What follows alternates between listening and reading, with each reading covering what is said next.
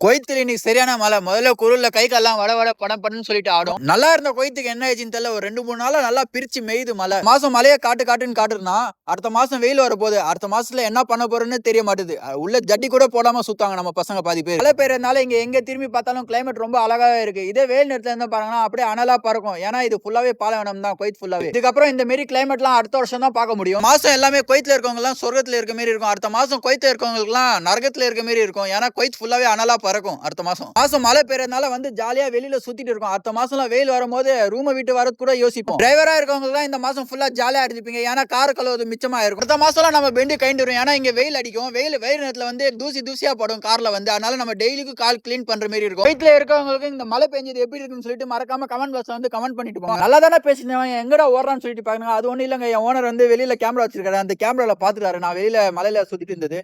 வெளியில ஜாலியா சுத்திட்டு இருந்தேன் மழை பெஞ்சதுன்னு சொல்லிட்டு. என் ஓனர் கேமரால பார்த்துட்டு, "நீ வெளியில சுத்துனாலாம் போதும், கிளம்பி ஸ்டோர்ல வந்து உட்காருன்னு" சொல்லிட்டு உட்கார வச்சுட்டாரு ஜாக்கெட்ட குடுத்து.